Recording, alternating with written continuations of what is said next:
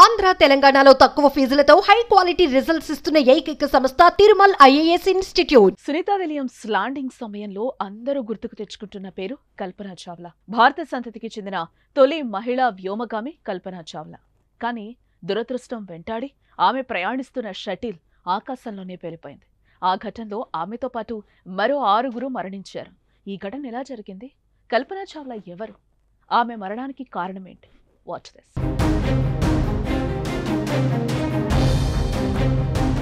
ప్రపంచం దిగ్భ్రాంతిలో కూరుకుపోయిన సమయం ఇది. జనవరి 16, 2003న ఫ్లోరిడాలోని కెనడీ స్పేస్ సెంటర్ నుంచి నిప్పులు చిమ్ముతూ నింగికెగిసిన కొలంబియా నౌక 15 రోజుల తర్వాత తిరుగు ప్రయాణంలో ముక్కలుగా ఛిద్రమైన ఆ రోజు ఇప్పటికీ ఆ సంఘటన మర్చిపోలేనిది. ఈ ప్రమాదంలో 7 వ్యోమగాములు ముక్కలైపోయారు. వారిలో మన కల్పనా చావ్లా ఒకరు.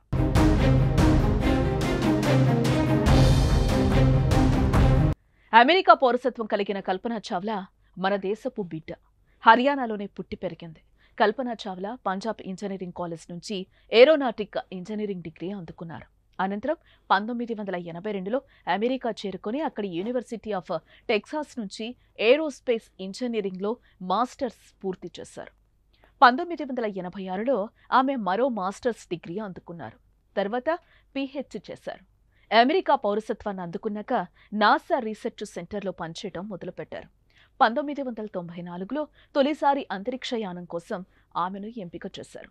శిక్షణ పూర్తయ్యాక మొదటిసారి 1997లో అంతరిక్ష యాత్ర పూర్తి చేశారు. తిరిగి భూమికి క్షేమంగా చేరుకున్నారు.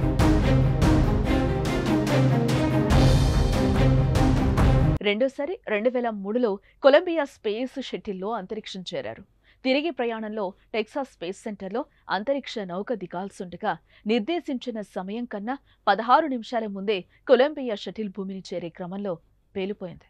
ఈ ఘటన సరిగ్గా 2003 ఫిబ్రవరి 1 రాత్రి 7:30 గంటల సమయంలో సంభవించింది.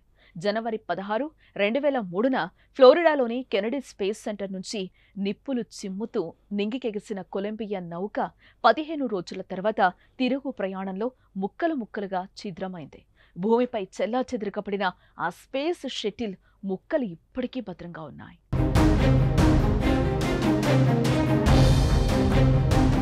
జరిగిన 5 ఏళ్ల తర్వాత 2008లో నాసా ఓ నివేదికను విడుదల చేసింది. వ్యోమగాములు క్యాబిన్లో ఉన్నప్పుడు అక్కడ పూర్తిగా ఒత్తిడి కోల్పోవటం వల్ల వారు కొన్ని సెకండ్లలోనే స్పృహ కోల్పోయినట్టు ఆ నివేదిక చెప్పింది. తరువాత షటిల్ పేలిపోవడంతో వారు ప్రాణాలు కోల్పోయినట్టు వివరించింది. 7లో 5 ముక్కలైన శరీరావశేషాలను 3 రోజుల్లోనే గుర్తించారు. మిగతా 2కి కనిపెట్టడానికి 10 రోజులు టైం పట్టింది. గౌరవప్రదంగా వారికి అంత్యక్రియలు నిర్వహించారు.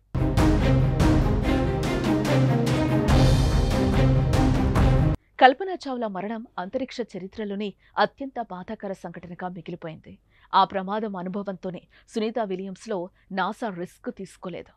గత ఏడాది జూన్లో సునీతా విలియమ్స్ బుచ్ విల్మోర్ను ఐఎస్ఎస్కు పంపించింది నాసా. నిజానికది 10 రోజుల ఆపరేషన్ మాత్రమే. ఐఎస్ఎస్లో అక్కడ తలెత్తిన కొన్ని సాంకేతికపరమైన ఇబ్బందులను సరిచేయడానికి వారిద్దరిని స్టార్ లైనర్ స్పేస్ ఎయిర్క్రాఫ్ట్లో అంతరిక్ష కేంద్రానికి పంపింది.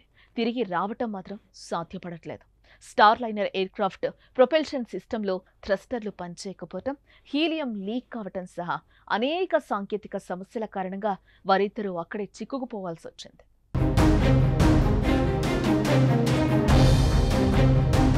అదే ఏడాది జూన్ 13వ తేదీన బోయింగ్ స్టార్ లైనర్లో సమస్యలు తలెత్తాయి.